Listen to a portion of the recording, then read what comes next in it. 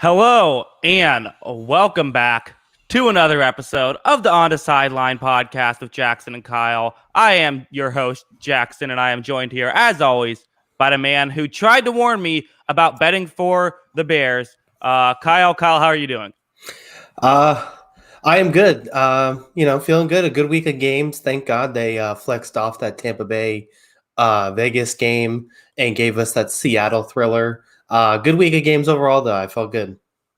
Yeah, it was good. Apologies to everyone. Last night we were not able to do the show, so we're doing it a day late.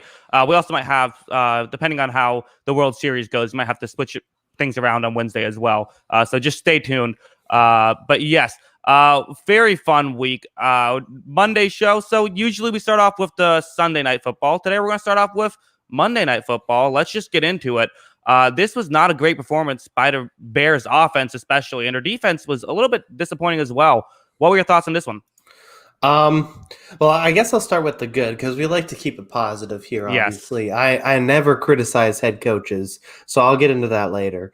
Johnny Hekker is a god. Mm-hmm. I like if there's any form of football deity for special teams, it's Johnny Hekker. Because that guy, 5 punts inside the 20-yard line, and asking this Bears team to go 85 yards on a drive is borderline impossible.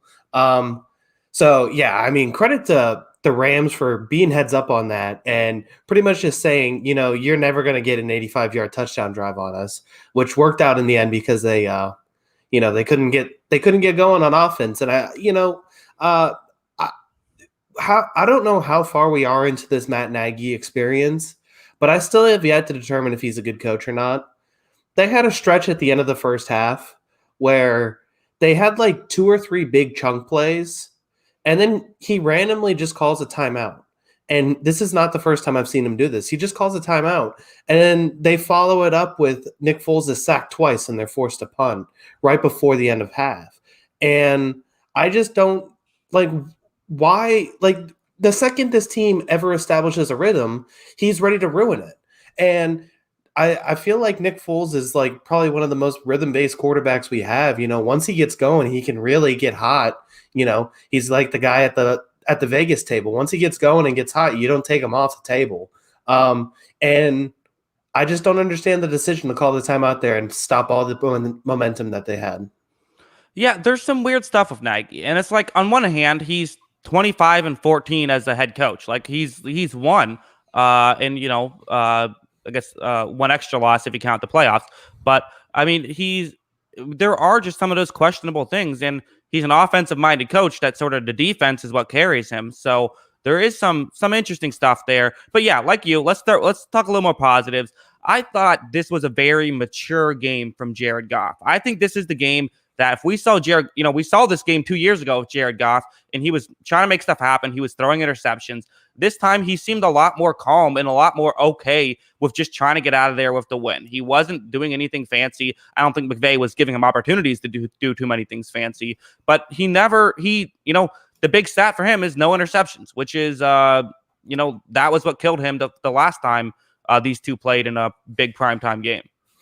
Yeah, and I continue to say this, and I feel like it just continues to be true. There's so much talent on this Rams team, and it really just seems like the level they play at is what level Goff shows up at.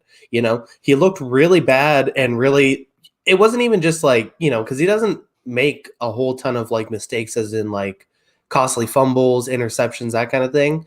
But his mistakes are just like he just looks uncomfortable out there and he's uncomfortable in the pocket. And in their games against San Francisco and against the Giants, he looked like he didn't want any part of being on the football field.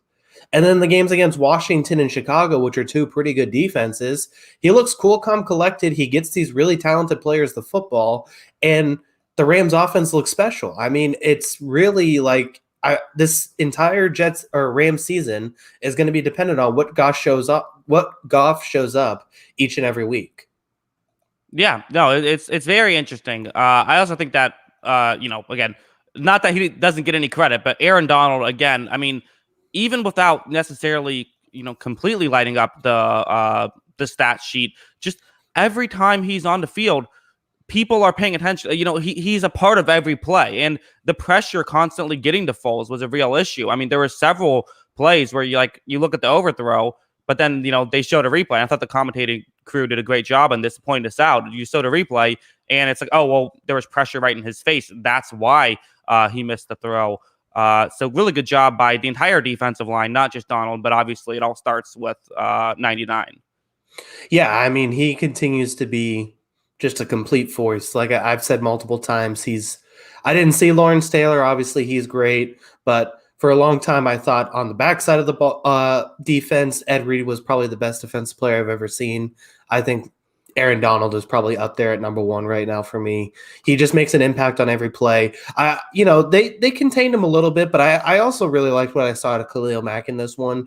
I thought he had a really good game too. If you love defensive line play, this was the game for you. Khalil Mack is like the best strip sacker I've ever seen. And that doesn't seem like an exaggeration. I don't know what he does with his hands and his hand placement, but he always seems to get the football loose. And he did it again in this one. They weren't able to capitalize and get it, but he just continues to make plays like that. This Bears defense is obviously really good. It's fantastic. It had the defensive touchdown. I think, too, even besides the turnovers, I think it's just so suffocating that it's just hard to do anything that you want against this Bears defense. The issue is that they pretty much put it on the offense, say, look, you're going to get 10 possessions. You need to score 3 or 4 of them. You need to get 3 scoring drives. And the Bears clearly weren't able to do it tonight. Yeah. I see Eli Mullen in the chat. Always nice to see Eli there. Says, I forgot the stat line. How many picks Foles through? I feel like it was 5 or something. It wasn't quite that many, but that's part of it too. Is I know there was pressure, but Foles didn't play well. It is what it is, and it is part of the offensive line isn't great. It's looked better in other games, did not look great tonight. Again, part of that is just the Rams and Aaron Donald, but did not have its best night. But also, Foles just missed some throws and made some bad decisions, and I think that's a real part of it. Is again. I still think we can shift a little bit. I see Alex M in the chat says, with the loss tonight, is it time for the Bears to rebuild? I think absolutely not. I still think I realize, this was a very bad take for me.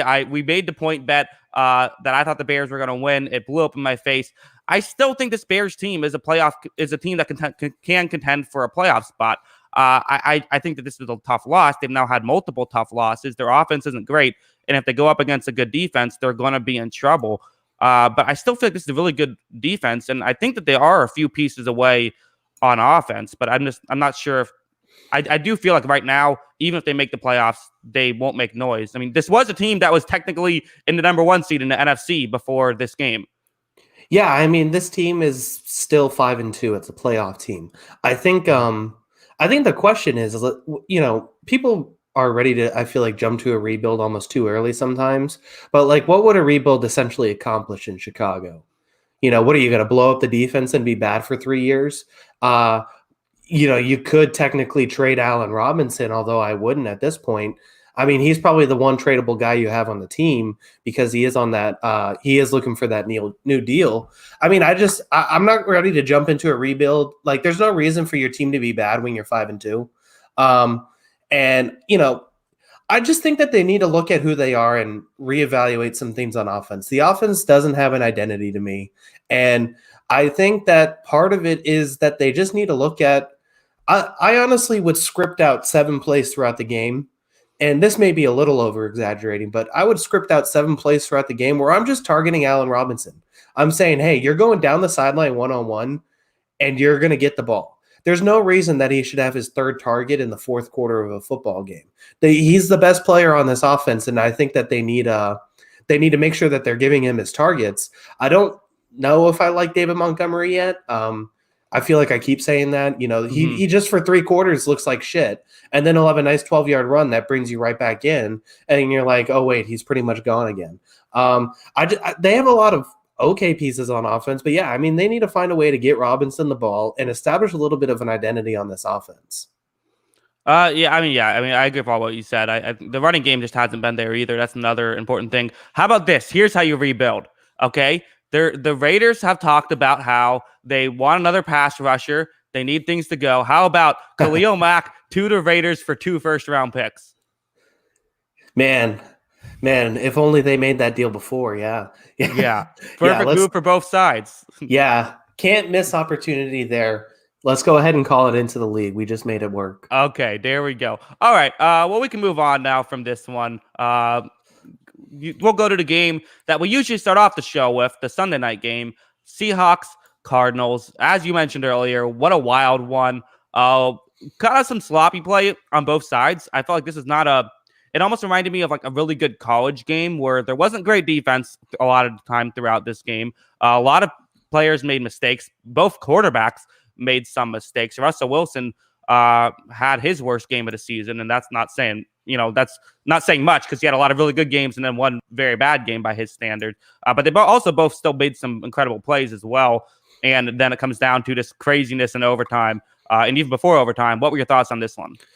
Yeah, so it's just very interesting. I don't think you're ever going to, silence the Seahawks offense, but it's very interesting that all of a sudden Chandler Jones goes out and this Cardinals defense just finds an identity and finds a little bit like they're just like, oh, hey, we're faster than most of the other teams in the league. And they made a bunch of plays these last 2 weeks. They were obviously much better in the Dallas game, but that's just because Dallas stinks. Like I said, you're not going to silence the Seahawks team, but they did a really good job of containing, I think, a lot of what they wanted to do. DK Metcalf didn't go nuts in this game besides obviously making the interception tackle, which everyone talked about for, all night. Yeah, still talking about it. Yeah, Russell Wilson made probably 2 of the worst throws I've ever seen him make. And, the first pick that Metcalf did, or the pick that Metcalf ended up tackling, I didn't understand what he was looking at, and he threw it like a high school JV kid. Like that ball was just floated out there. You got to put a little bit of mustard on that one. And the one in overtime was just egregiously bad. He wasn't even looking. That it's either miscommunication between him and the receiver, or he just panicked seeing the pass rush coming. But I didn't know what he was doing on those plays. He just looked off to me. Yeah, it was just not a great game. I agree. I think Metcalf totally bailed him out because Metcalf totally bailed him out because with his incredible interception return, everyone is talking about what a great job he did as opposed to what a terrible throw it was by Russell Wilson. Tyler Lockett was amazing in this game. 15 receptions for 200 yards and all 3 of Russell Wilson's touchdown passes. I mean, that's going to get it done for sure. He's been one of the more underrated receivers in the league for quite some time now. But there was just let's talk about some of the strategy, I think, in this one, because this was a game that the Seattle led by 10 plus points with about 3 minutes left. Arizona goes to kick a field goal. There ends up being an unsportsmanlike conduct penalty that allows Arizona to continue going. They score a touchdown a couple plays later. And then Seattle, to get a first down, they elect to have Russell Wilson just hand the ball off. Did you think that made sense, or do you think they should have had Russell Wilson try to win it right there? No, I don't think it made sense, especially because, he made some bad throws in this game, but they were still getting a ton of yards through the air. Like you said, Lockett had 20 targets in this game. He had 15 catches on those 20 targets. He was borderline unstoppable. And I didn't really understand, especially you're handing the ball off to Carlos Hyde, who's fine, but he's not, it's not like you're giving the ball to, prime Adrian Peterson trying to run the clock out or anything. I think you need to I think people are too worried about draining 40 seconds off a clock sometimes, rather than just making sure your best players are making the best plays at the end of the game. I think that there needed to be more pass option in those run plays. Give Wilson enough time to roll out and try and make a play either with his legs or hit a guy like knock it over the middle of the field. I don't understand the decision to give Carlos Hyde the ball at the end of the game. Yep, I agree. And I trust Russell Wilson too, if nothing's open, to just, fall down and take the 40 seconds anyways if nothing is open. So I didn't love that call, but again, got to give credit to Arizona. I mean, being able to find a way to come back. And again, I think one thing I thought about with Arizona is that they're kind of a team where I don't know how much depth they have, but the star power they have really works. And DeAndre Hopkins, has meant so much to this offense. I mean, he just completely makes this work, especially with Larry Fitzgerald has kind of seen a decline. Unfortunately, it had to come eventually. So having someone like Hopkins, he's still the best receiver in the league. And we always talk about it from the Texans' perspective. How do you get rid of Hopkins? Well, they got a free best receiver in the league. And he's meaning, again, he didn't even have the best game, but he still had 100 yards. He did fumble it. But he's also just means a ton. There was obviously that great viral clip of Kyler Murray seeing one-on-one coverage with Hopkins and smiling before throwing the ball. Yeah. Very disrespectful to David Johnson to say that they got a number one receiver for free. Okay, yes, yeah. Of course. So, there's a lot I like about this offense. I thought, I'm taking it with a grain of salt because this Seahawks defense, Jamal Adams is still out, but it's clearly showing that they're not getting better, which is problematic. But this was the most explosive I've seen the Cardinals offense this season. I thought Chase Edmonds was awesome in this game. It seemed like every time he touched the ball, it was just a big play. Like you said, Hopkins was really good. Even Kirk has come alive a little bit this season. I thought it was a really good game. I thought the defense, like I said, they showed up and made plays when they needed to, and then the offense really got going in this one. I think these are clearly two of the better teams in the NFC. I still want to see Arizona a couple more times before I really gauge how much I like them, because they have had some really bad performances mixed in with their really good performances. But I do feel like this is kind of just a young team figuring things out, and they're starting to put some stuff together. Yeah, well, one interesting thing I thought of with this NFC West is that everyone kind of talks about how it's crazy how they're all having, going to have such good records despite the fact that they play in the hardest division. But the other two divisions they're playing this year is the NFC East and the AFC East, so which are easily the two divisions you'd want to play. So that gives them a big, gives both of these two, all these division teams a good. That's 8 games of teams that, you can easily go 6-2 in those games. So I think that, we're going to see a bit of inflated records with some of these teams as well. But also we got to talk about Isaiah Simmons for a second, just because of what a cool story of, the guy can't seem to get playing time, not playing well whatsoever. He was the number 8 overall pick and it's really been bad. He had a decent game the week prior with about 20 snaps. He only gets 5 snaps in this game. He comes in late in overtime and gets the interception that allows the Cardinals to win. And hopefully that's something he can grow off of. Yeah, this was really a big bounce back or just a big play for him. Hopefully it gets him going a little bit, because there were stretches at the beginning of the year where he was virtually unplayable. So it's good for him to get going, and maybe this starts something for him. But yeah, still not getting a whole ton of playing time, but hopefully, he turns it around here, because there's a lot of expectations on him to be great, especially, you see the athleticism on it. It's just the decision-making where he's positioned on the field is where it's important. Yeah, absolutely. We'll see what happens down the stretch. I got to say one more thing about the Seahawks, though. When are we going to start holding the Seahawks defense accountable the way we hold the Bears offense accountable? Because I know that they still have Jamal Adams coming back, but this defense is bad. And this defense is not a championship defense. And people keep putting Seattle in as a championship team. They have to do something about this defense. Maybe Adams will completely make up for it, but they weren't great with him either. And this is a concern I have. To me, they don't feel like the best team in the NFC. Yeah, I feel, there's probably other commentators who haven't been holding them accountable because of it. But I feel like we've been saying this all season. This defense is obviously a problem. They have no pass rush, which makes it difficult on the pass defense, which makes it difficult on the linebackers. They don't do a lot successfully, and it's continuing to show. And Russell Wilson's not going to be able to bail him out of every game. I said it last week, and I feel even more convicted about it this week. Tampa Bay is the best team in the NFC, I think, by a lot.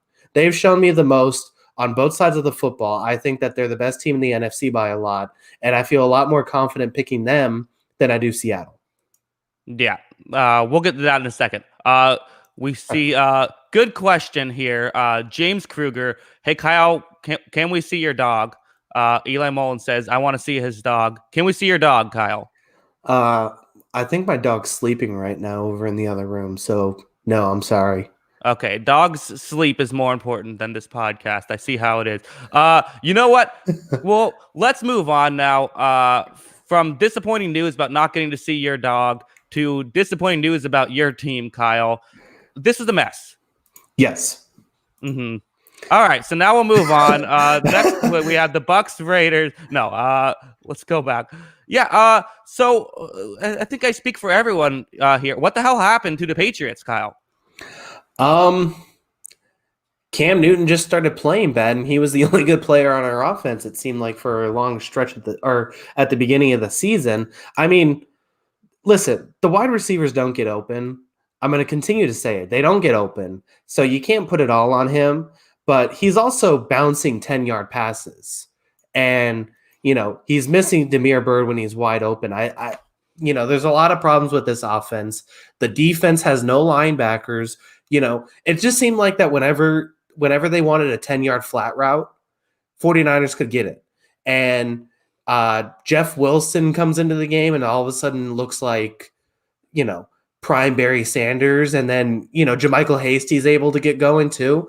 There's just so much wrong with this. The offensive line and secondary is worth keeping, but there's so many pieces on this team that I don't think is going to stick around much longer for the team. Yeah. I think this is interesting. Kenneth Lee, the great Kenneth Lee. Do you think COVID has impacted Cam's performance? Is that possible? Maybe just with him being out for a couple of weeks, could that be part of what factored in? Well, I'm obviously not a scientist if I'm on YouTube here, but I'm not going to try and speak too much into it. But I mean, I think there is, we have seen some of these guys who've had COVID and come back, struggle a little bit to be the player that they were before. I was actually having a conversation about Ezekiel Elliott today, and he had in the offseason, and I'm having the same conversations about him even week 6 into the season. He doesn't look anything like Ezekiel Elliott before, and I don't think it's hitting that running back wall. He just doesn't look like he belongs on a football field sometimes. And it could be the same thing with Cam. I will say that, the big thing, Seattle's defense is bad, but they had a few highlights during that game where Cam was really just zipping the ball.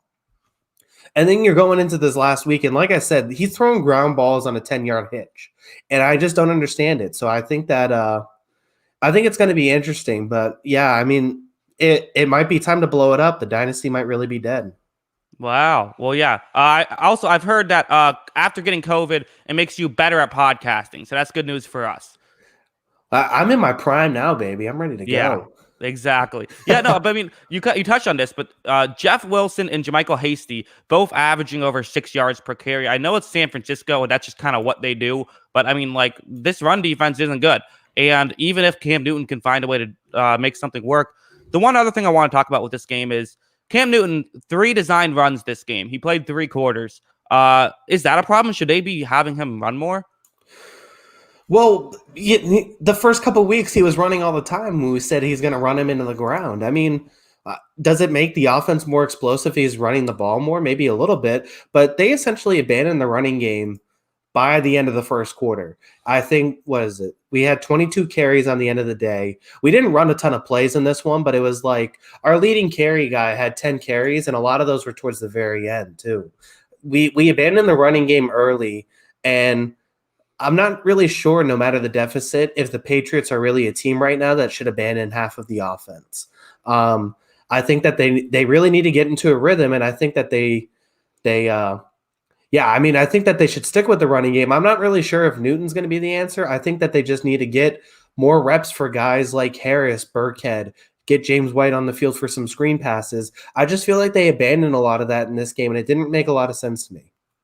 Yeah, well, hey, this is huge week coming up next week. Next week we'll know if they're still got a shot or if it's over. But Buffalo next week, if you can pull off that win, you have the Jets on Monday Night Football, that's just the all-time what are you doing schedule makers. I get why they did it, why they thought that, but in hindsight, there's always one, and it always involves the Jets of a Monday night game in the middle of the season that's just a complete snoozer. But if the Patriots can win against the Bills, they'll be 3-4. They can almost definitely beat the Jets. They could probably beat the Jets with Bill Belichick at quarterback.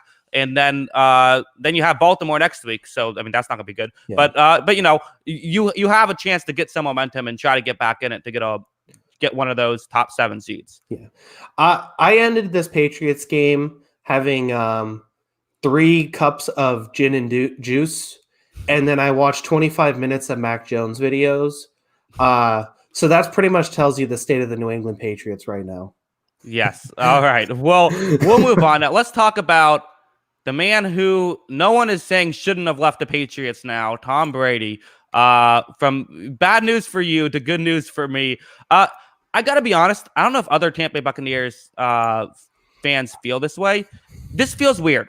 I don't know, not just winning, but like the fact that it's Tom Brady. We now have Antonio Brown coming aboard. Like Gronkowski is getting so many targets. Like I know it seems like a weird thing to think, but like I want to see Mike Evans get more carries. Like I want to see these guys that I've like watched for all these years. It almost feels like, and I think especially with like there's no crowd, so it's not even like we get to like welcome Tom Brady and Gronkowski to the team. There's just this weird feel. Again, I realize that probably no one cares, but it feels weird. Yeah, I mean it looks kind of weird because you have Mike Evans sitting there out wide, but like Scotty Miller's open. Like they're bringing in Antonio Brown, great for them, all that kind of stuff.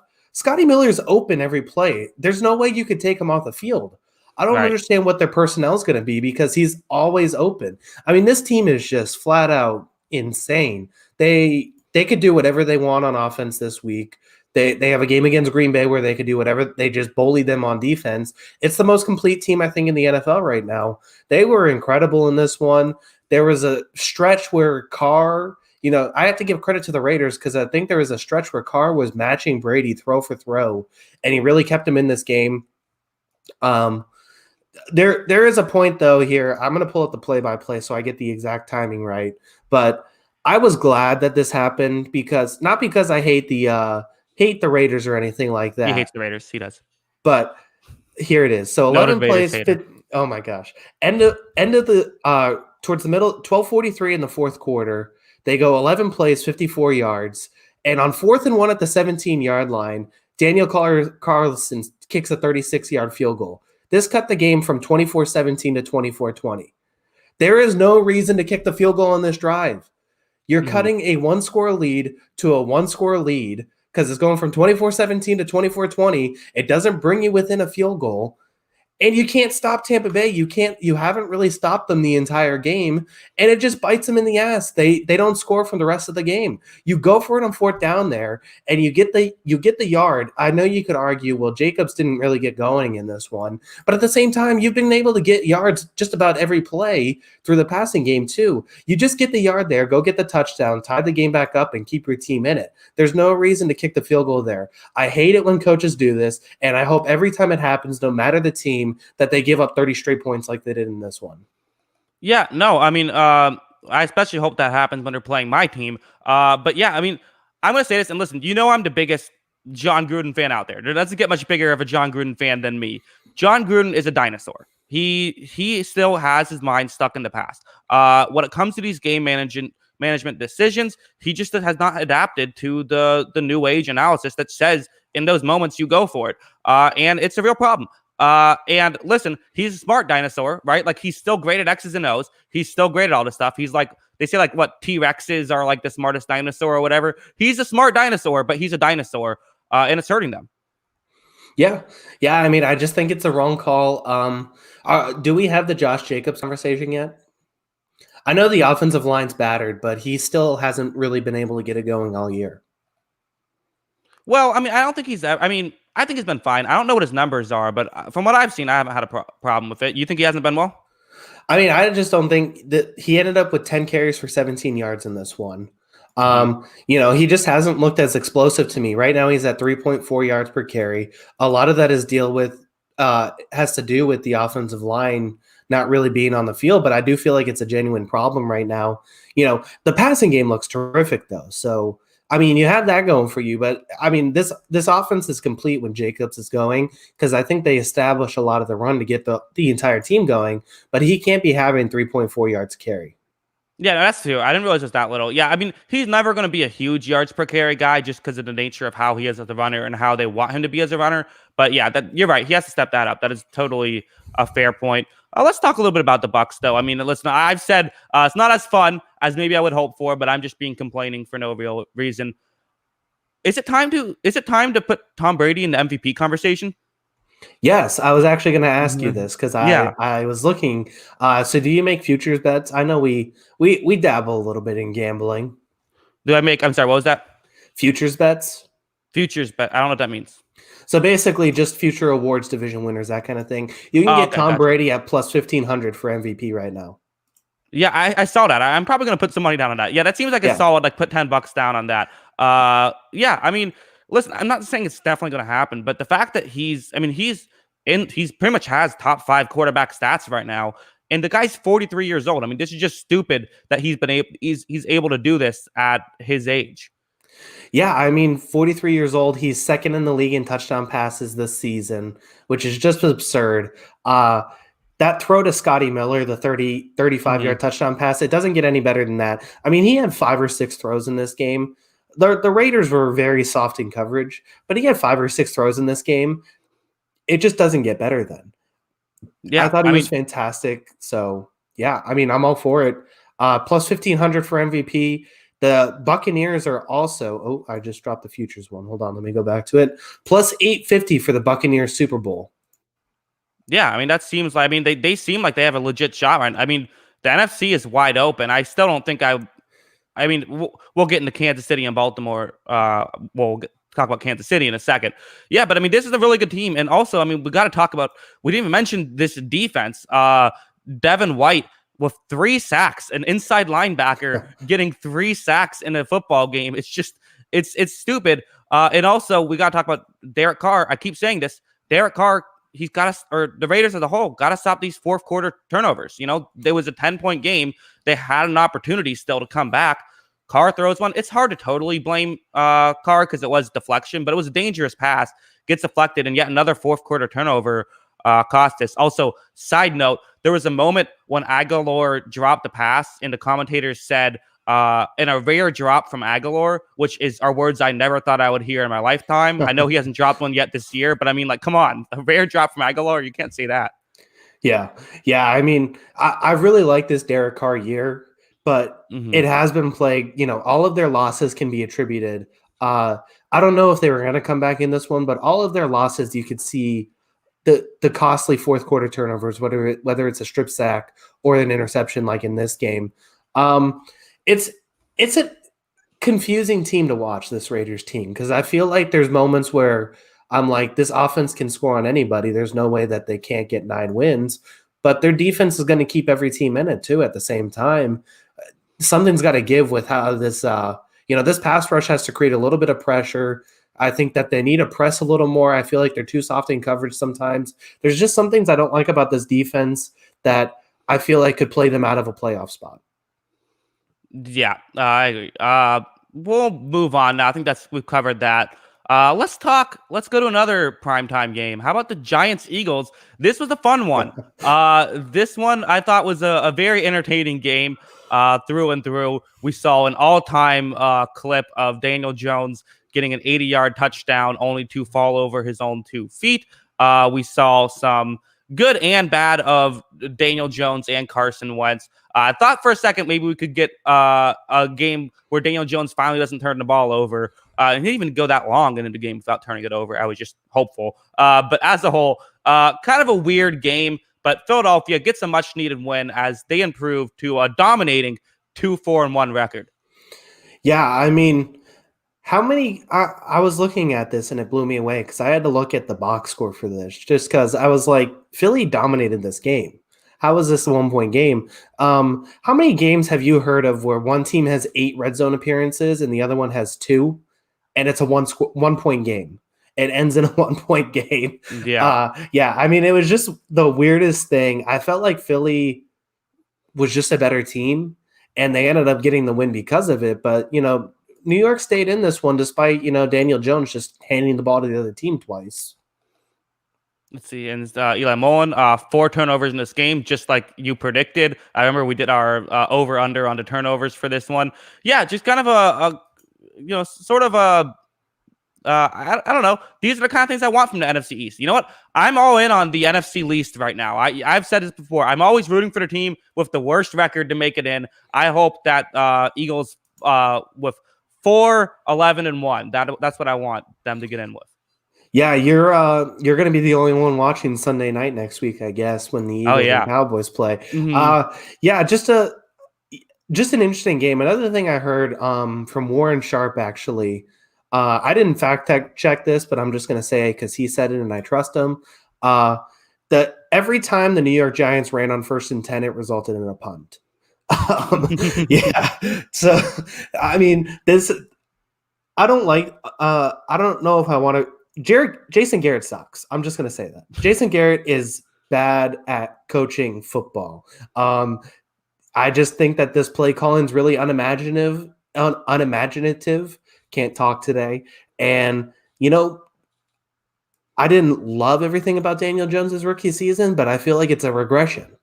I feel like it's a genuine regression from last season. Even though he was turning the ball over last year, he looked explosive. It looked like every play was a big play for the Giants at points. And now I just feel like that it's not an explosive offense, and Daniel Jones still turns the ball over. Yeah.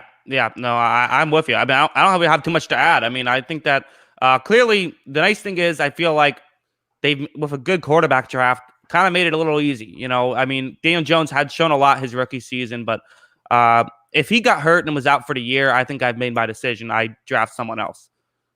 Yeah. No, I agree. I agree 100%. If this team ends up with a top 3 pick, I'm taking. So I know you're not a big college football guy. I don't know how much games you caught. Justin Fields desperately wanted to play college football in the Big Ten this season. His first game this season up for Ohio State, he was 20 of 21 or 21 of 22 for 276 yards and 2 touchdowns, plus 54 yards rushing and a touchdown on the ground. His one incompletion was a drop pass in the end zone. Yeah. So, I mean, he looks awesome. I would take him in a heartbeat over Daniel Jones, I think, at this point. It's a tough situation. I mean, I guess let's talk about the Eagles. They're the division leaders right now. Yes. Is this the best game you saw out of Carson Wentz this season? Probably. I'd have to think. I want to make sure I don't forget one. But yeah, probably. I mean, I thought that he played well in this one. I think that this is, it wasn't perfect, but I thought he played well. And I even thought there's been times this season that the offense around him hasn't really helped him out, specifically the receiving game. And I also feel like I think Doug Peterson is just frustrated he can't seem to get any running game going, because Doug Peterson wants to have an offense that has a lot of RPOs, and those don't really work when you can't get the running game going. So I think this is it's just not the offense that they wanted. The injuries have hurt, although a lot of the injuries have been to offensive line, and that hasn't been the problem. But yeah, no, I'm impressed. I still have hope in Wentz. I haven't given up on Wentz. I think Eagles right now, they play the Cowboys, they play the Giants. They could easily end up 5-4-1, and I could even see them, down the stretch. It gets a lot tougher, but they still have another game against, Washington and Dallas again. So a lot of divisional games coming up, and they can just win a couple of the other ones. They could easily end up with 9 wins when it's all said and done. Yeah, I don't think he needs a ton of wide receivers, although they certainly wouldn't hurt. But I think this offense really does need Miles Sanders in it. I just feel like, when he's on the field, it adds a whole nother dimension to the offense. But yeah, I mean, I felt like Wentz looked a lot more comfortable in this game than he had in previous weeks. And, we criticize the mistakes and all that stuff, but, we talk about how fantastic the arm talent is. That throw to Boston Scott at the end was just fantastic. And, he can make those throws anytime he wants. It's just, getting it and not making mistakes. Yes. Kenneth Lee said, who did the Eagles wrong to be injured every year? Santa Claus, right? This is the curse of Santa. Yeah, throwing batteries at Santa will do that to you. I mean, yeah, that's the thing. We keep talking about it, but they are always injured. It's every year we're having Deshaun Jackson, I think I saw got hurt again. This team can't catch a break. Yeah, want to catch too many breaks. That's the problem. Yeah. Yeah. So let that be a lesson to all your fans out there. Be nice to Santa. Put some cookies out Yeah. Christmas time. All right. Travis Fulgham has been a revelation. Another guy who was Mhm. drafted after N'Keal Harry, looking pretty good. Yeah. All right. Let's move on now. How about this one? Baker Mayfield shutting me up. You love to see it. With Baker Mayfield, he went 0 for 5 to start the day. The only incompletion he had after that, out of the next 23 passes, was in when he spiked the ball. This was fantastic, and he also had an incredible last-minute game-winning drive with no timeouts to get the touchdown for the win. This was just both young quarterbacks really showed up. Burrow had over 400 yards, granted on 47 attempts, but still, this is, two young quarterbacks really playing well. And for Baker Mayfield, this is what you love to see. I mean, he did have the interception, but as a whole, Browns fans will take this 10 out of 10 times. He won them the game this time. Yeah, I mean, I think it's I think you feel good about this. The Bengals aren't a good football team. I think you feel good about this game if you're a Browns fan because they won in a very I've been saying all year that I think this team's at its best when it can control the tempo, run the football a lot, establish that ground game. When they have to really break things open, it doesn't go as well. Well, they were able to win by throwing the ball majority of the second half. They really battled in this game. This is easily, like by a mile, the best 3 quarters we've seen out of Baker Mayfield in his career. Yeah. And I mean, I know it's the Bengals defense, so you take a little bit with a grain of salt, and we'll see how he does without Odell. Although he looked a hell of a lot better without Odell on the field. Very weird situation. Yeah, I mean, I like this Browns performance. I said that Myles Garrett might get 18 sacks. He only had 2.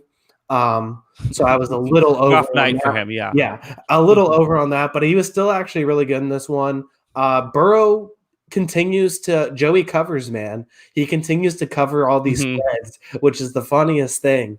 But I mean, he looks really good. I mean, he looks like a great quarterback. He's looking like he's the rookie quarterback class so far has looked really good. He's been awesome. He still makes a couple rookie throws. The interception, if I remember correctly, was pretty bad, and it was on him. And he makes some bad throws here and there, but at the same time, anything's more optimistic than what they had last season, and he looks fantastic, I think. Yeah, and going back to Baker for a second, I mean, people are saying, well, it's just the Bengals defense, and that's fair. I mean, I'm not going to compare it to like the Steelers, if he did against the Steelers defense or something, but still, I mean, we weren't seeing him do this against the Bengals defense, really, where he was just literally perfect from the second quarter on. So I was impressed with it. And how about AJ Green, another 82 yards in this one? Ever since you said that he's washed, and I might have also, then he goes on and he is now returning to form. Yeah. I mean, he's had two solid games in a row. I'm still not ready to say that he's back, but he's putting it together. Elite AJ Green back. Oh, geez. Yes. Also, wide receivers both went 1 for 1 in this game. Perfect completion percentage for wide receivers throwing the football. Jarvis Landry and Tyler Boyd.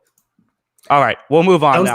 Don't say that now. Sean Payton's going to start Michael Thomas is going to come back and play quarterback here soon at that point. Yes, that's completely unrealistic. Michael Thomas is never coming back. Okay, we'll move on.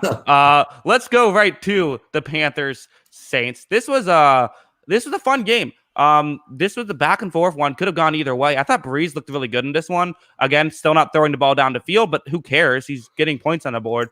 Really surgical the way he's moving this offense.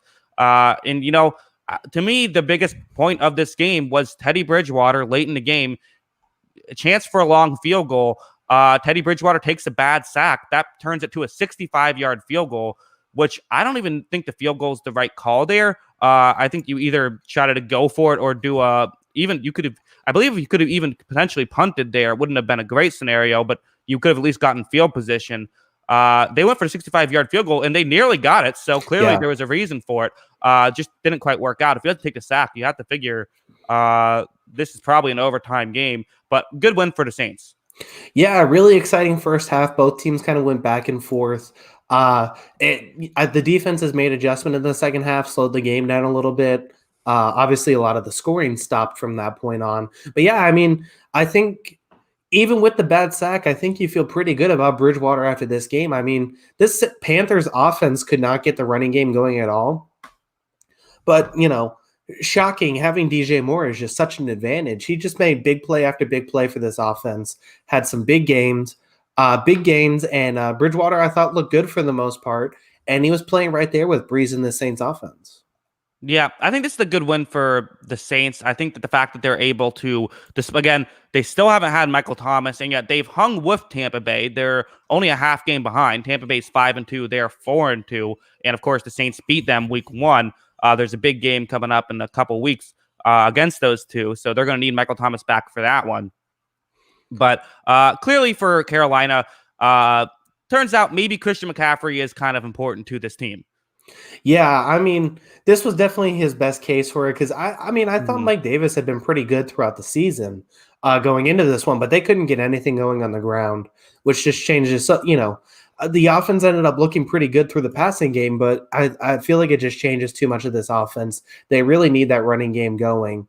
I guess, because we have the we talk about MVP as kind of the quarterback award, and then they changed the offensive player of the year to kind of the best skill player. Is Alvin Kamara probably close to the top, the favorite right now? Because he's really kept the Saints offense afloat, I felt like. Well, he's been good. Hasn't he missed some? I'm trying to. Did he miss some time, or am I making that up in my head? In my head, I feel like he's missed some time. Maybe he was just playing hurt. But yeah, no, he has been. He's been incredible, and he's had some big moments. Definitely one thing going for him. Yeah. It was his huge game against Green Bay when he had like that. It was, I believe, it's close to 200 yards. So you can argue it. Again, that's one of those I'd have to go back and look and see who's going to, Yeah. I haven't done my research on that to figure out, but yeah. Yeah, I mean, his yardage isn't going to blow you away, especially his rushing yardage. But it just feels like anytime this team needs 7 yards, he's able to get it, whether it's through the passing game or running the football. I mean, his efficiency numbers are just insane. And I just think, whenever this team needs a play, he's really stepped up and made it, which is just huge without Thomas in the lineup. Yeah, and listen, also going back to the Panthers, gotta give Bridgewater credit. No running game, doesn't matter. He averages nearly 10 yards per attempt in 2 touchdowns, no interceptions. Not easy to do. I'm not looking forward to dealing with Matt Rule for the next decade or so. Yeah, he's such a smart head coach. I loved him at Baylor and Temple.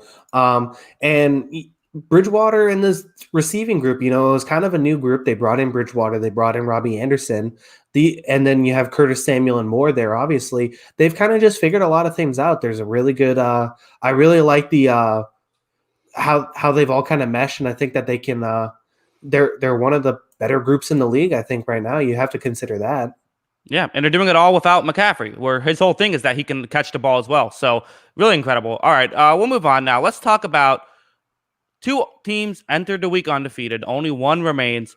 Steelers, the only undefeated team left in the NFL. They're the best team in the NFL record-wise. They do this despite Ben Roethlisberger barely getting over the Blaine Gabbert zone of 5 yards per attempt. Granted, he still had 268 yards, but he threw the ball 49 times and threw it to the other team 3 times. This is the game that Derrick Henry was able to do okay. We were wondering about what was going to happen with the Saints or Steelers run defense versus the Titans run offense. And he ends up with 75 yards on 20 carries. So it was kind of just a mediocre day. A.J. Brown stole the show late in this game with 153 yards. As Pittsburgh had a lead, they started to blow it, but Tennessee could not quite finish it off with a Steven Gostkowski missed field goal to end it. What were your thoughts on this one? It was a really weird game because in Space Jam where they take the talent from the players, obviously, it felt like the talent was taken from Ryan Tannehill in the first half, and then it was taken from Ben Roethlisberger in the first half or second half. I didn't think it was really weird that they kind of just flipped because I thought Tannehill looked horrible to start this game. And then in the second half, Big Ben was just trying to keep Tennessee in it, it seemed like at the very end. A couple points on the Steelers. I think that they're still the 3rd best team in the AFC. Nothing about this game really convinced me otherwise, other than a couple Big Ben mistakes. I still feel like that they're comfortably in that spot. The we don't talk about it a lot from the fantasy perspective, but I feel like the Steelers wide receivers is essentially just going to turn into their own version of the 49ers running backs and the Patriots running back, where you don't really know which one's going to go off. You just hope you have the one in your lineup that is, because, it looked like Chase Claypool's unbeatable. Deontay Johnson has a big game today. And I guess my last point on the Steelers is TJ Watt's really good. Yeah. He was really good in this one, and that's a huge thing for them. He made some big plays in this one for the team. Well, and you want to talk about guys who get the strip sack. I mean, TJ Watt, the way his speed rush, he's constantly knocking the ball out as quarterbacks are throwing it. So that's another guy who can do that. And Chase Claypool, 1 catch for -2 yards. So I'm sure fantasy owners were breaking their TVs. Hopefully not, but yeah, it was a fun game. Again, I still think Tennessee's good. I think this is not a bad loss. This is a quality loss for Tennessee. And for Pittsburgh, that schedule doesn't get easier. Next week, you got Baltimore. This is the potential, huge game. Easily the biggest game of their season so far. Yeah, I definitely think so. It's going to be fun to watch that one. Yeah, I mean, I think especially because it looked like Tennessee might get run out of the building by halftime. Them battling back and making this interesting, I think, was huge. This is a team that, after that playoff run, the joke was, oh, just pen them in for 9-7. I think after that playoff run, this team's like, we've been here before. We've played big games. We're ready to go. I don't think they're afraid of playing anybody. Yeah, well, and also, I mean, let's be honest. They weren't a 9-17. They were worse than a 9-17 with Mariota, and they were better than 9-17 with Tannehill. So that's also, they ended up 9-7, but by the end of that season, they were much better than a 9-17, which is how they were able to upset a couple teams on their way to an AFC Championship appearance. They could end up back in that game. Who knows? Should be interesting. 2 very good teams. Any final thoughts on this one?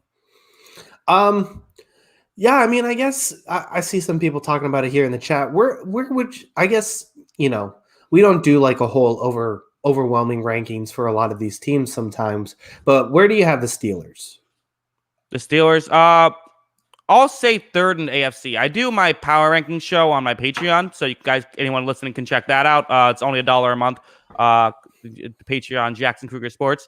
But I think 3rd in the I'll say 3rd in the AFC. I still think I'm gonna have, until I see them go up against Baltimore or go up against Kansas City, I'm gonna still say that they're slightly below those 2 teams just because I've seen those 2 teams. But they could easily, I mean, if they end up going to the Super Bowl in the AFC at this point, I wouldn't be surprised. Yeah, no, I 100% agree. I'm really interested in seeing next week because I feel like Baltimore's been coasting a little bit, so I'm interested to see how these 2 match up. Yeah, it'll be interesting. Baltimore's gotta have Lamar Jackson run. You just got to do it. I actually like that matchup for Pittsburgh, but yeah. All right, and also they gotta flex that game into Sunday night, right? I mean, I think they should, but I think the problem is that the Cowboys and Eagles are A, battling for first place in the division, and B, they always get ratings. I don't know if it's going to be flexed out, unfortunately. I would love to see it because I think this is a way better game, but I don't know if it's going to happen. This is going to get the Nance and Romo treatment, though. That'll be good. Yeah, well, that's true. All right. Well, we'll see. Let's talk about – this was an incredible comeback. So we talked about, of course, it's the stoppable force versus the other stoppable force, or whatever you want to say, where 2 teams that always seem to blow it at the end. They were so close to both blowing it at the end. So first, Atlanta, we saw this. I'm not sure if anyone watched. I actually just weirdly watched the Stanford game where a very similar thing played out, where a Penn State player, that one was more excusable because they were up 1 at the time. He accidentally falls into the end zone, which gave Stanford a chance. They come back, score a touchdown, 2-point conversion, win it in overtime on a crazy play. Now, very similar thing happens. Todd Gurley accidentally scores a touchdown, which is just also so perfect that it's Todd Gurley, the guy who has always been talked about as the guy who slides at the 1-yard line. He's the one who accidentally scores the touchdown, gives Detroit a chance. And then we see Matt Stafford with an all-time great comeback. I mean, this is what Stafford has been able to do throughout the course of his career, is he does come back in the 4th quarter. There was that one year where it was the meme of like, that's a nice lead you have there. It'd be a shame if someone made a comeback. He comes back. They take the lead, or they tied a game. And then I thought for sure there was an unsportsmanlike conduct penalty that pushed them back 15 yards. And I thought for sure that was good. Matt Prater, one of the best kickers in the league. I thought for sure that was destined to be a missed field goal, and this game was ending in a tie. But he says no, makes it anyways. His biggest kick of the night was an extra point, and Detroit somehow gets out of there with a win. Yeah, I mean, this was – I told you how excited I was for this game. It lived up to every part of the billing. Like you said, both teams have the opportunity to blow the game. They both kind of blow the game, but also, Detroit makes it happen. And yeah, I mean, I'm happy for Matt Stafford getting this recognition because, he's been so good for so many years. He was awesome in this one, bringing them back. Kenny Golladay has come alive these last 2 weeks. Listen, the Lions are 3-3. I mean, I guess one of my feelings from the past couple of weeks, I think two teams that I would immediately tab as teams that really progress next year, just based on coaching changes, are going to be the Lions and the Chargers. And I just feel like that's all it's going to take. There's so much talent on this team. Yeah. I mean, listen, they play the Colts next week, which who knows how that could go. They also but then they play the Vikings, they play the Washington football team, they play the Panthers, which is another who knows, and they play the Texans. So this is definitely a team that could, if they can sort of win 4 out of those, they could maybe find a way to squeak in with a 9-7 record. I don't know if that'll be enough, but it might be. Now they're the Lions, they'll find a way to screw it up. But this is a team that has a chance. And also, how hilarious is it that Matt Patricia currently a better record than Bill Belichick? Maybe hilarious for you isn't the right word. I hate you. I mean, should the Patriots consider making a move? Getting Patricia back into get rid of Belichick, Patricia head coach for New England. Yeah, you know what? You're right. I think Bill Belichick is past his prime. I can't talk to you anymore. I might have to log out of this. That was bad. All right. Gosh. Sorry. I'm sorry. I didn't mean to bring up forward. Well, you know what? Here's what we'll do. We'll get to what are your happy thoughts? Let's talk about the Jets. All right. Jets lost. This is always nice to see. And Josh Allen didn't look great. So this is two things to make you happy in one. Yeah, I mean, I made the joke that if the Jets win the first quarter of a game, they should automatically win. And they won at 3-0. So the Jets, this actually on my schedule is a Jets win, and they covered for the first time all year, which is a miracle in itself. Mm-hmm. I mean, this is incredible. It's just hilarious to me that, the first half of the game, they didn't score a ton of points, but the second Adam Gase comes off play calling, They looked actually like competent for a stretch. They didn't do it the entire game. The offensive line gave up 6 sacks. But they were in it. I got to give them credit for that. They were in the game in this one. The Bills offense did not look good in the first half whatsoever. But yeah, I mean, the Jets played pretty well the first half. They just couldn't keep it up. Yeah, it was a weird game. That's the best way to describe it. I mean, Tyler Bass for Buffalo ends up going 6 for 8 on field goal attempts. So the fact that they got 8 field goal attempts is just bizarre. Also, Buffalo only really had one drive that they got into the red zone. They had another drive where they ran one play into red zone and immediately fumbled the ball. Another drive where they ran one play into they got one play into red zone, but they immediately kicked the field goal because it was 4th down. Just kind of a weird game as they were able to sort of move the ball, but it's not like they were constantly getting in the red zone either. They were just getting a lot of 45-yard field goals. I mean, Sam Darnold, at this point, the best play for the Jets is the quarterback scramble. That's their best offensive play, I feel like. And they weren't really able to get it this game because Buffalo did a good job of shutting it down. So, when you play man coverage and this Jets team has nobody open, nobody who can get open on one-on-one coverage, and you take away the one guy who is actually having some success in Crowder, who didn't play today, this team is just not very good. And even Frank Gore, who ends up with 5.5 yards per carry on 11 carries, that's not really doing much because teams are teams are fine with Frank Gore getting 60 yards rushing. They're not going to be concerned about that because they know you're going to throw for 120. Good showing by the Bills defense against a bad offense, but still, I mean, they shut them down. That's what you want to do against a bad offense. Yeah, I mean, I thought they looked much better in the second half. The first half, I thought there was points where they really struggled. But at the same time, they ended up getting the stops when they needed to. Sam Darnold continues to defy logic. He'll make some great throws, and then he'll just make one of the boneheaded throws that makes no sense. I don't know. The Bills are interesting to me. They're 5-2, obviously. They're probably going to win their division pretty easily until, I guess, we'll wait until we see Tua to decide that. But, right now they're in pretty good position to win that division. And, they don't have much of a defense, I feel like. I know they bounce back in this one. And they got to find a way to get some sort of running game going, whether it's Zach Moss, Devin Singletary. I thought Moss was good in this one. He got limited touches. I think that they just got to figure out a way to get Moss going. I think you pretty much just say you need one of these guys to show up. Is that the guy you pretty much just hope gets going? Yeah, no, it'll be interesting. I mean, I think it's a big game against the Patriots. I think that people are going to be sleeping on New England a little bit. I think New England kind of has the mindset of this is a must win against a big opponent. And Josh Allen still hasn't beaten the Patriots. So the huge game coming up for them. And for the Jets, I felt so bad for Sam Darnold because there was it was like such a slow, painful death. The way he kept having these drives where he could have maybe found a way to give the Jets the lead. And he clearly he doesn't want to go 0-16. He wants to get at least one win. You know that. And just every time he thinks he has something, there was this moment when he had like this scramble, and it was an incredible play to get the first down, and then immediately gets called back from a holding penalty. And it was just, he kept getting sacked. He kept being under pressure. Nothing was open. He still made a couple of incredible throws in this game. Made some mistakes as well. But I mean, this has to go down as one of the all-time worst situations for him to get into. Maybe he's still not the guy, but he's been in a terrible situation also. Yeah, I mean, this is David Carr. This is the same exact situation. No offensive line.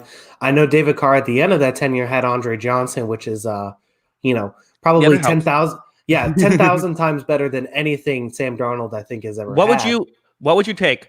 The entire Jets offense, or if the Jets could trade your entire offense, they'd have to have second stringers, but get a prime Andre Johnson. What do you think they do? I think they'd take Andre Johnson. Yeah. He's one of the forgotten guys of the 2000s. That's a different conversation altogether. Right. He was so good. But yeah, I mean, I guess the one takeaway for the Jets is Denzel Minlow is pretty solid. Maybe they get him going. They could put something together. They're not going to win a game. Have you looked at the line next week? I have not yet. What do you have it up? 19.5 points. 19.5. Is that we'll get into that on our preview show next week. Yeah, that's against Kansas City. Seems about right. For Buffalo, listen, not an ugly win, but a win is a win. We'll see what they can do next week. Speaking of an ugly win, this was an ugly win. The Washington Balls, with a great score of 25-3. Always love when something like that happens. We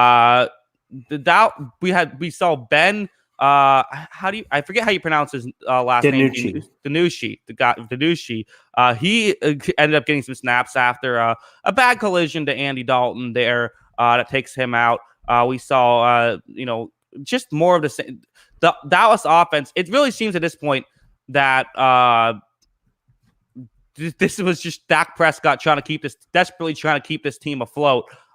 This offense is terrible. The Dallas defense is terrible. The offense isn't great. Their defense is so bad. The Washington football team set their season high for rushing yards in the first half. They had already got their season high for rushing yards. Antonio Gibson ends up with 128 yards, which just can't happen. And this is just not a good team. Kyle Allen looked solid. Again, he's had good games in the past as well. This is just. I mean, let's just be honest. This is not a good football team on any section right now for the Dallas Cowboys. I'm going to stop you with a Kyle Allen one. Terry McLaurin looks solid. Okay, fair enough. He had 90 receiving yards with 194. Yeah, I mean, I like the Cowboys this preseason, but I'm pretty much off on them now. I mean, The offense looked good this offseason, and the pieces still look pretty good at points. But when you're not riding your starting quarterback, you have no offensive line left. From what was probably the best this offensive line went from one of the best offensive lines in the league to virtually useless in the span of a few weeks. They're just battling too many injuries there, and then the defense can't stop anything. It couldn't stop. We might be able to put together a team that could score on this defense at this point. They're horrible. They are just horrible. I don't know how. I mean, giving up 25 points to this Washington team is bad. It's like giving up 70 to the Chiefs. Yeah. I mean, this is just a bad defense. They have no offensive line left. They have bad quarterback play. This is a really bad team. And I mean, I mentioned the Ezekiel Elliott thing. Once again, 12 carries for 45 yards. I think he just did not show up this season at all. And I think Dak Prescott's agent was seen streaking last night. And I think he's still out there streaking because he's getting paid. I mean, it doesn't matter what the injuries are. Injury is Dak Prescott's getting paid this offseason. They desperately need him. So here's my question. I guess this is the one takeaway I came from watching this game. After seeing this, I'm like, why are neither of these teams paying a third-round pick for Jameis Winston? Well, because I don't think it's going to help either of them. I mean, for Washington, they're half a game behind the division, though. But what are you going to do when you get there? I mean, you want to just get to the division so you get a much worse – when to make the playoffs, you get a much worse draft pick. Do you really think that the Washington football team gets Jameis Winston, they're going to win a Super Bowl? They're even a chance, greater than 0.1% chance, yes or no, that the Washington football team with Jameis Winston wins the Super Bowl? No, but they can win the division. I mean, I think making the playoffs still matters in football. I mean, it makes sense. For Washington, I can see it. Because – he might just turn into a guy, he might just turn into a starting quarterback. Like, he still does have potential. He's in year 6, but like, he at least is like a starting level quarterback, a lower tier starter, but a starter nonetheless. But for Dallas, I think they're just done. They're just going to try to get a good pick, get Dak Prescott. People will join the Dallas Cowboys anyways because of the name brand. So they don't need to worry about free agents. I don't think for Dallas, I think keep the pick. For Washington, I can see it. Are we worried about Mike McCarthy's seat yet? Yeah, okay. I was about to say that. So Mike McCarthy, it was either before or after this game, he said analytics say that teams that win 4 division games are likely to win the division. Get him out of here. He doesn't know what analytics are. He just thinks that winning more divisional games means you're more likely to win the division. What a great and that's not analytics. I'm done with Mike McCarthy. He got a Pro Football Focus membership, and now everyone and trying to rebrand himself as the analytics guy. He fooled one person, and it was Jerry Jones. I don't see what I don't know what we're doing. Like, this is just a mess. And say what you want about the injuries on offense, this defense is just as bad as an offense with a third string quarterback. And also, Andy Dalton's a solid quarterback. You should be able to move the ball if you're a good offensive minded coach with Andy Dalton. Unless he still has time, you give him the rest of the year, but there's too many good coaches out there. I move on. Yeah, I think that one of the things that we're going to see, especially after this and the Adam Gase experience, is this is probably like the borderline end for like the fringe coach who had a bad situation at the end getting a new job. Like, I don't think that guys like him, I don't know, like they interviewed Marvin Lewis. I don't see Marvin Lewis coming back for a job. Like, I mean, at this point, somebody mentioned it here in the chat, and because he's so close, it makes so much sense. You just give the blank check to Lincoln Riley at this point, Yeah. I mean, you just might as well just give it to him and say, hey, you and Dak Prescott, that's our team from now on. Let's figure this out. I think that's what you pretty much have to do. Yeah, I mean, you got there's Eric Bieniemy.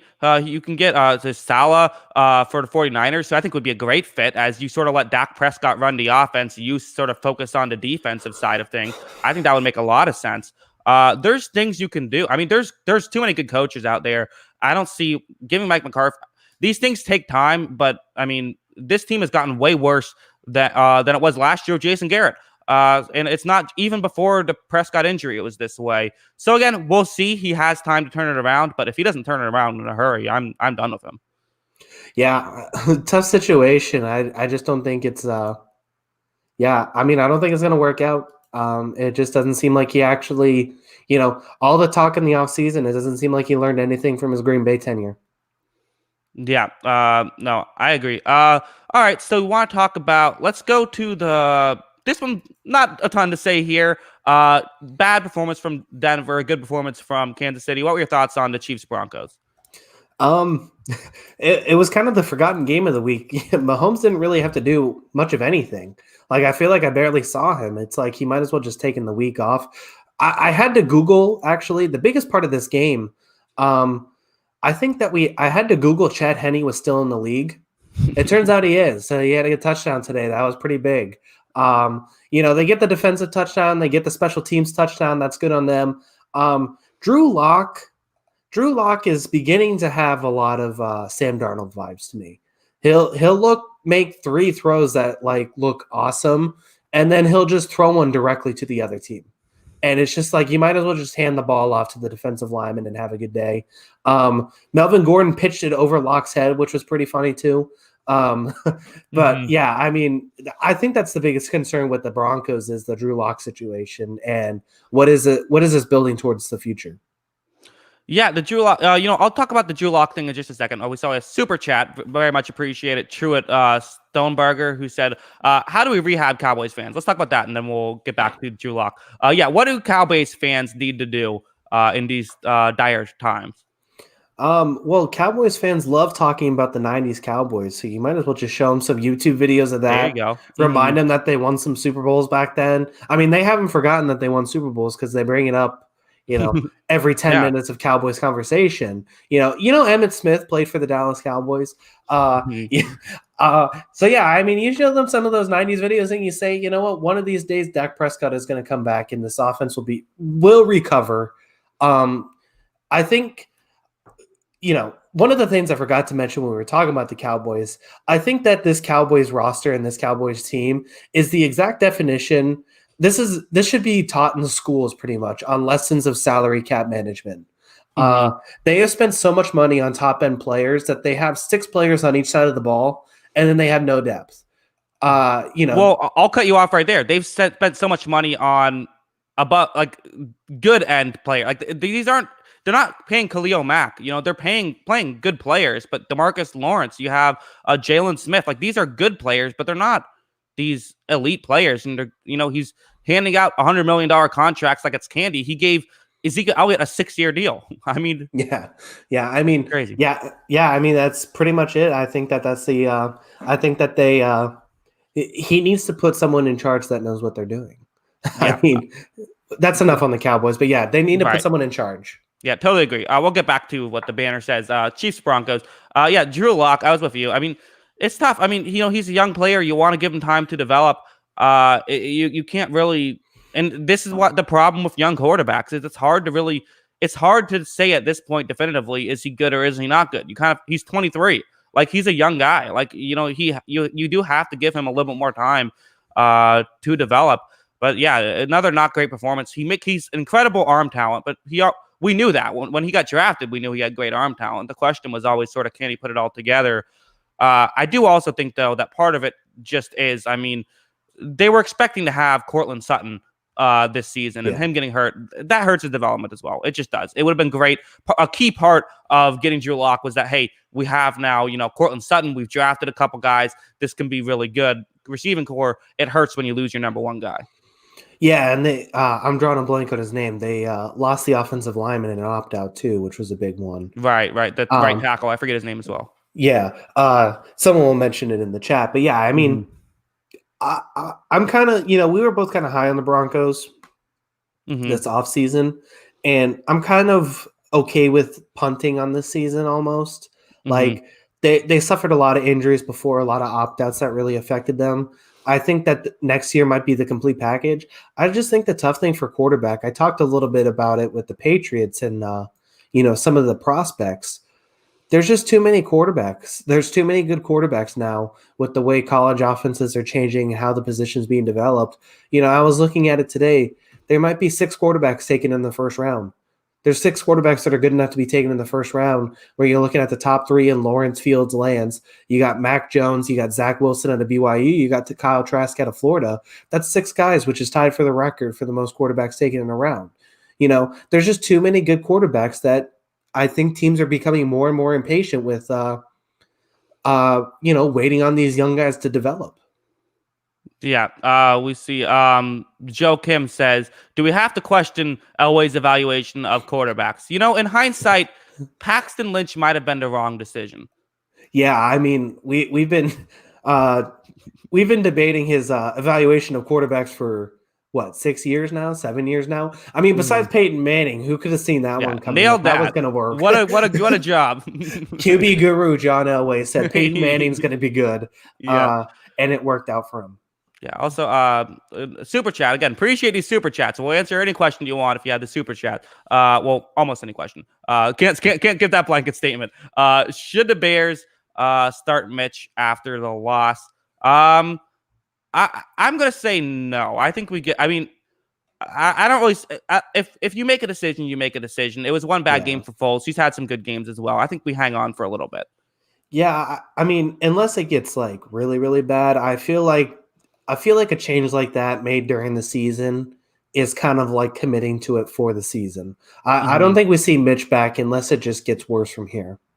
Yeah, and Nagy. I mean, he doesn't want to. If you go flip flop back and forth, I feel like that's just asking to get fired. So I feel like you got to stick with one. Yeah, Bears fans, I haven't been high on your team this season. I've openly expressed it the last few weeks, and just because I was right this week, your team is still 5-2. Mm-hmm. You're still 5-2. You're fine. Just give it a second. You lost to a good Rams team. You're still 5-2. Mm-hmm. I agree. All right, and I think that's good for Chiefs Broncos. And the Chiefs are really good. We already knew that. I mean, I know we didn't talk about the team that won in blowout, but I mean, I don't have too much to add unless you do. No, I mean, I think you feel good that the defense and special teams look really good. The offense is going to be there. The offense didn't have to do a whole lot. We talked about that. Good performance from the Chiefs. Yes, and Dan Sorensen with a pick 6. Good for him. I like him because I feel like he's underrated.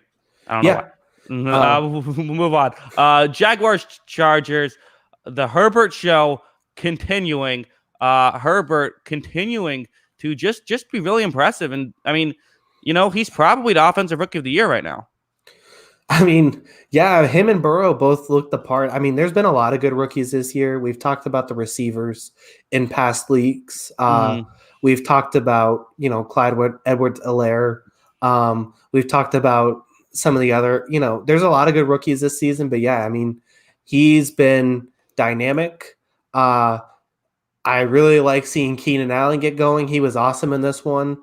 I think that they need to spread the ball around the field a little bit more, but you have to feel really good about Herbert's performance. They're even able, he led the team in rushing, and they're able to get 4.2 yards per carry. Is there anybody worth keeping on this Jaguars defense? Yeah, there's a couple linebackers. I like C.J. Henderson. There's Joe Schobert, obviously very good. I believe Miles Jack is hurt. I mean, I know Josh Allen hasn't had a great season. I still have a lot of faith in him from what he was able to do last year. Again, he's been very disappointing this season. They have some pieces. They just don't have.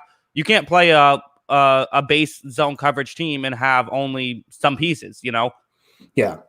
I mean, this defense just continues to be. This is another job that's going to be open soon. There's going to be a lot of coaching jobs this year. Doug Marrone's on his way out. He's fine. Give him another 5 years. See what happens. This is just an egregiously bad defense. Mm-hmm. James Robinson, another good rookie with a bounce back performance. He had struggled a couple of weeks, I think. Mm-hmm. I mean, I'm, as we talked about young quarterbacks versus, development versus, jumping on the next guy, I think Minshew's in the conversation now too, along with Jones, Darnold, Locke. We talk about all these young guys and giving them a chance to develop, but then you look at Herbert and Burrow and you're like, well, why would we do that when we could just get one of those guys? Minch, I think Minshew's in the conversation. I mean, his offensive line does not help him at all. This is an awful offensive line. He almost has no time to throw, but you also want to see results. Yeah, and I mean, DJ Chark's all he's got. And I also think it is mentioning DJ Chark isn't DeAndre Hopkins. Like, I like him. He's a good receiver, but like he's not like this elite is going to be able to beat double teams consistently type of guy. One of my favorite things that's come out of I've been using Twitter a lot more this year than I ever have. One of my favorite things I see on Twitter is Herbert fans and Burrow fans arguing with each other about whose offensive line is worse. It's very fun. It's a constant talk about, I bet if we had that offensive line, it really just goes back to every team thinks their offensive line is the best in the league or the worst in the league. Yeah, I think there's like 7 teams that think they have the worst offensive line in football. Oh, it's 15. 15. Yeah, that's possible. It's an interesting thing. Yeah, I mean, I really like both of them, though. I think that they both look fantastic. I think my biggest concern, I hate to harp on the guy. I think my biggest concern is that Herbert looks so good that Anthony Lynn's going to get another year. Why do you hate you're an Anthony Lynn hater? What's wrong with Anthony Lynn? I feel like he's okay. Like I mean, again, I think that's my problem. He's very vanilla. I feel like that, he seems to be like a really nice guy. He seems to motivate the team really well, but I just don't think X's and O's that he's really where they should be. I think that this team, they had a good game plan against Kansas City, but I feel like that they could really open this offense more. This offense has, they had 39 points this week, but this offense has so much talent with guys like Allen, with guys like Mike Williams, with guys like Hunter Henry, that I feel like that they could open this up a lot more and, have 39-point performances more throughout the season than just against the Jaguars. Well, but they can't block. I mean, that's something we just talked about. Like they can't block. Like, you love to have them, be able to beat a deep threat team, but they need the offensive line help to do it. Yeah, I mean, that's fair. I just want to see more creativity out of this team. That's my point. Yeah. I think that even with the bad offensive line, I think there's enough talent on this team that you can get the ball out to these guys and make something happen. Yeah, I think I stand and get someone better. Don't just get rid of him to get someone else. You know what I mean? Like for Gase, you got to get rid of him regardless. I think if for Anthony Lynn, if Lincoln Riley's staying in college, if you can't get one of those top coaches, I think don't panic. Give Lynn another year. You can always fire him next year. If you could trade Mike McCarthy for a 3rd-round pick, would you do it right now? If I'm the Chargers? Yes. No, I wouldn't. I'm just kidding. Yeah. Bring in Mike McCarthy, fix everything. No, I mean, I do think the thing is that there's so many creative offensive coaches in the league, in the NFL and in college, that I just feel like if you're having a vanilla offense, like, what's the point? There's so many creative offensive coaches that I hate it. Yeah. I mean, again, tentatively Eric Bieniemy. I don't know he might want to go there. I mean, Eric Bieniemy is going to pick and choose which place where he wants to go to. I think he's the number one coaching prospect right now. I mean, Eric Bieniemy can't have 10 head coaching jobs. Right. A lot of people are going to want him. I mean, I really do think he's a perfect fit for Atlanta. But we'll see what happens with him. I think that he is going to have an option, I think, to whatever team he wants to go to. Yeah, and listen, I mean, if one of those good coaches believes in Herbert, it's a job that makes sense. It's definitely a lot worse jobs you could have out there. All right, let's talk. Speaking of worse jobs you could have out there, let's talk about one of the toughest jobs in the NFL right now, being Deshaun Watson. Green Bay is able to have a bounce back performance. I know it was the Texans, but they looked good. Rodgers looked really good. Devontae Adams looked really, really good. 196 yards. Adams will just have those games where every now and then he'll just have one of those like ridiculous statistical days. Watson was also really good, but I mean, I feel like Watson's really good and losses a lot this year. This Texans team's still not good. Green Bay, proven last week, was just a bit of a hiccup, as you said it was going to be. What were your thoughts on this one? So I guess I'll start with this. Devontae Adams is an absurdly good route runner, and that obviously helps him. But do the Texans just like not watch film? Like, what are the defensive sessions like for this team? Like, there was just plays where they should put 3 guys on him. There's just plays where he's wide open with no guys within 5 yards of him. I don't understand why that happens. I don't know. I get this pass defense is bad, but there should be absolutely zero circumstances where there's not at least one guy on Devontae Adams and he's that open. Yeah, I mean, I just don't get it. I don't know how you don't watch any film and say, hey, we should guard Devontae Adams when he's open. I don't get it. It's an absurdly bad defense. Free J.J. Watt. It's just such a bad defense. Yeah, and this sucks for JJ Watt. I mean, he's fought through so many injuries only to get stuck in what could be very well. It's very well possible this could be the last year he's playing, and he ends up on this bad Texans team. I don't know if you'd want to trade because he's been with Houston for so long, but you kind of would almost think it might be nice for the Texans to just like say, "Hey, do you want to get out of here? We could, get you somewhere that could help you. We'll get you to Kansas City." Yeah. I mean, there's a lot of teams that would probably take J.J. Watt. I mean, I think it's interesting. I mean, this Texans, we talked about it before. It's just so bad that they have no draft picks. This roster is so bad. I think we can officially say, watching David Johnson this week against this, a Packers run defense that I don't think has been very good this year. I think we could say that the Texans lost that trade. I don't know. We'll have to see how the second round pick turns out.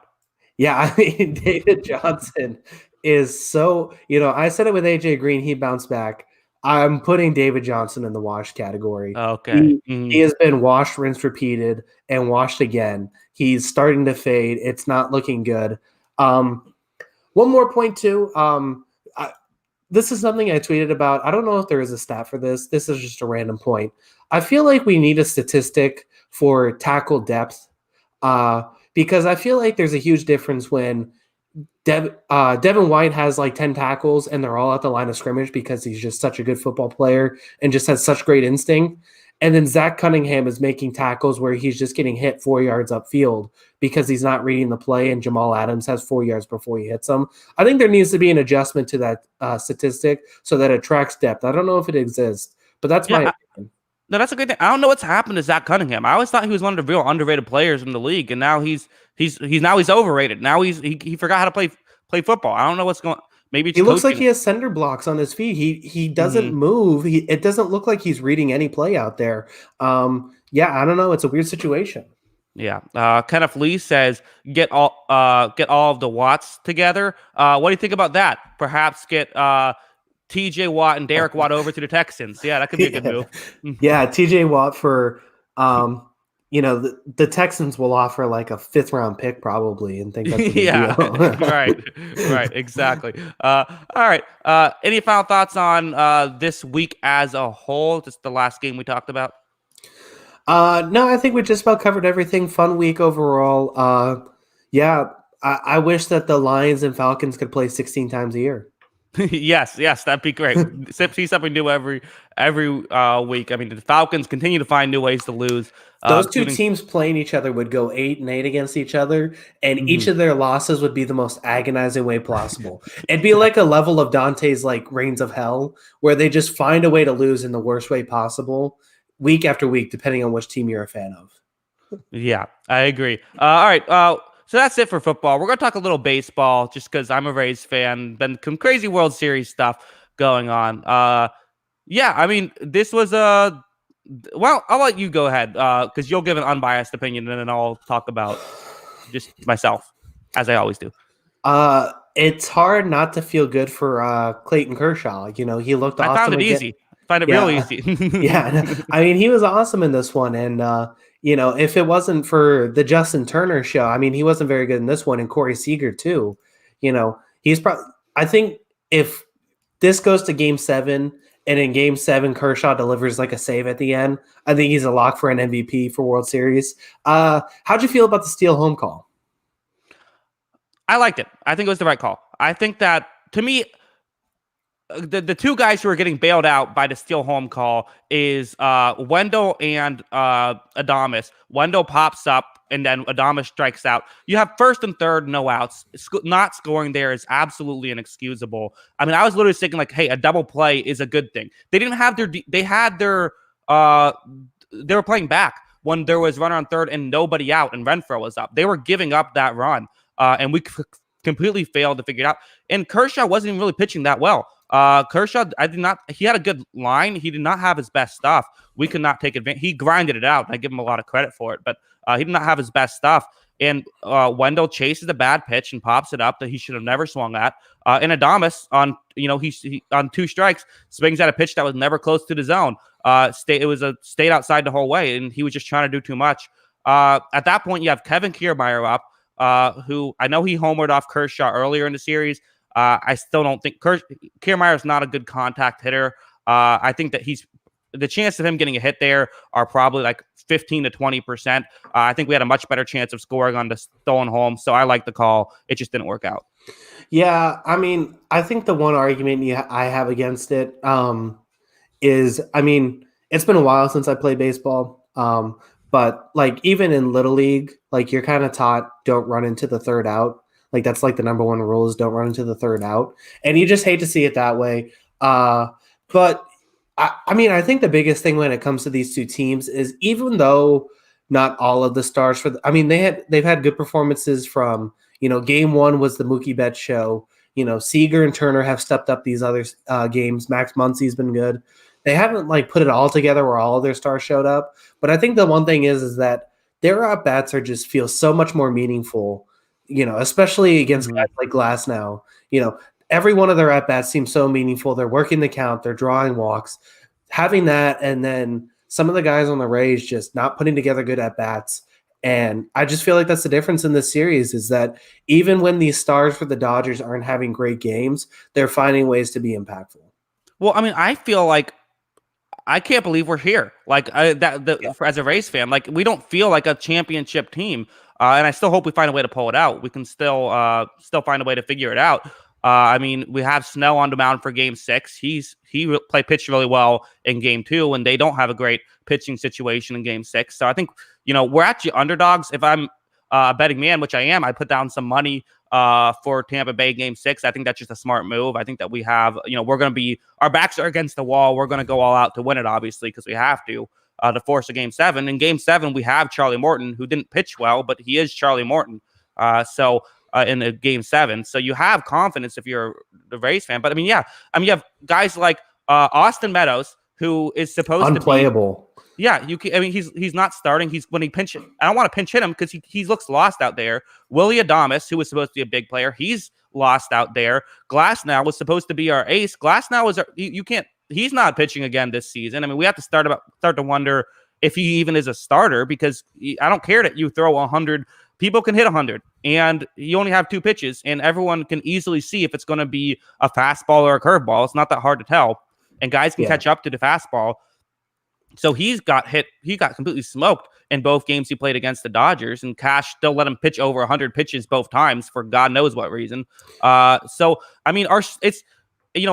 finally stepped it up in the World Series after we reverse jinxed him. Hopefully I reverse jinxed just like half of the Rays right there with my rant. The one godsend is that Randy Arozarena is just insane. The fact that we have, it really is, as unlucky as we've been with our stars completely forgetting how to play in the playoffs, we've gotten very lucky with someone who expected to be good, but no one expected him to be this good. Record-setting 9 home runs in the playoffs. Very fun. Yeah, and I just think, I mentioned how the Dodgers are finding a way to be impactful, and the numbers just back it up, honestly. Even Lau, who kind of turned it around a little bit in this series, his on-base percentage is still 143. Austin Meadows, 154 on-base percentage. They're not drawing walks. He was 0 for 2 for 2 strikeouts pitch hitting, which is just awful. Joey Wendell, 133 average, 125 on base percentage. Adames, 176 on base percentage. They're not finding a way to draw walks. They're not finding a way to get their guys on base, and it's really costing them. And they could win this Game 6 and continue the trend back to back to back. But with the way these guys are playing, and unless something turns around, I don't see any way they're beating Walker Buehler in Game 7. I'm sorry, I know you're a Rays fan, but I don't see a way that they are. No, the way we do it is if we get like 6 innings of no runs from Charlie Morton, and then we can beat their bullpen. Like that's the way we beat Walker, or maybe 1 run, but and then we beat the bullpen. That's the only way we can beat Walker Buehler in a Game 7. which, I mean, that's the one, we won game 4 by beating their bullpen. I mean, that was just a game 4. I do have to say, though, even if we lose tomorrow and that's it, the fact that we got that moment of game 4, one of the coolest moments being a Rays fan, and just that constant back and forth. And Brett Phillips, the guy nobody expected to come through, only in there to be a pinch runner, getting the hit to tie the game, and it won it on the air. Just craziness, the whole sequence. Yeah, I mean, it really is crazy because it was like their worst player coming up to the plate and delivering the hit. And it was a comedy of errors for the Dodgers, and it looked like a Dodgers performance where they were going to blow another World Series. They obviously responded with the win. But yeah, there was like 5 or 6 mistakes on the play, and it doesn't even include botching the ball on the line drive. Jensen doesn't back up the catcher. The catcher swipes and loses the ball. You can go through everything that happened that was just bad.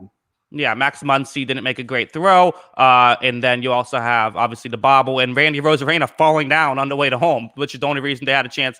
Or, I mean, it would have been bang, bang if he didn't. But, yeah, just a wild, very fun World Series for a neutral fan. Honestly, I'm half ready for the World Series to just be over. Like, it's been so stressful. I don't know how you feel. You go through these kind of things a lot. This is new to me. I'm kind of like, obviously, I want us to win. But, like, there's part of me that's like, I'm kind of done with baseball for a minute. Yeah, I mean, this has been the best thing for MLB. They struggled a lot this season with ratings. I think we look into TV ratings too much sometimes, but baseball's been struggling for a lot of years. But it seems like every year in the postseason, everyone tunes in, and it's been a fun series to watch. These are 2 good teams. They were the best teams in the regular season for a reason, and it's been enjoyable watching them go at it. Yeah, I see Joe Kim says, must be frustrating for Rays fan because team won't go out there free agents. Rays might have plateaued. I mean, we get rid of Tommy Pham last year, who was our best player last. Like, it's so infuriating having a cheap owner. I mean, if we had a Mookie Betts, we wouldn't have even thought twice about trading him. We would have gotten rid of him in 2 years. Randy Rosarena is going to be here for 3 years. I mean, it is frustrating. Like, I want us to win. It's annoying rooting for this team. But I love the players. So you kind of gotta. But yeah, at the same time, there's very real chance on Wednesday I could be celebrating a World Series championship. So I shouldn't complain too much. Yeah, I mean, I think, you win this game and you just find a way to manufacture a couple runs on Walker Buehler and hope Charlie Morton just rebounds into the best postseason pitcher in baseball again. He'd been insane up until his last game. But yeah, I mean, I just think Buehler's just on another level right now. He's just in the zone. I don't know how he gets stopped right now. Yeah, well, people said the same thing about Cole in Game 5 with the Yankees, and we were able to eke that one out with a 2-1 victory. So it's possible. I'm just saying, people get this idea in the playoffs of like, well, this pitcher's great, so therefore that team's going to win. Like, that doesn't have, like, they have a good chance. Here's how I see it. I see we have like a 70% chance to win Game 6, and they have like an 80% chance to win Game 7. That's probably fair. Something like that. But yeah. All right. Well, this was a very long show. We had a lot to talk about. Kyle, let them know where they can find you before we head out. Once again, GuyBostonSports.com. I write a little bit there about the Patriots. If you're interested in reading about the New England Patriots, if you're also interested in listening about the New England Patriots a little more in depth than I do here, the Patriot Way podcast is on GuyBostonSports.com. You can get it to wherever you listen to your podcasts. This will be a long show this week. It'll be an unhappy show this week, but I think it'll be a very realistic show as we talk about what this Patriots team is going to be this season. So make sure to tune in. The Patriot Way podcast, wherever you get your podcasts. Yes, the Patriot Way podcast. I'll be listening to that one. I'm going to have popcorn ready and everything. Yeah. All right. Yeah, it'll be an interesting year. All right. Thanks to everyone in the chat. Thanks for everyone who watched live, and thanks for everyone who watched the replay. Always appreciate it. And until next time, have a good one. Peace.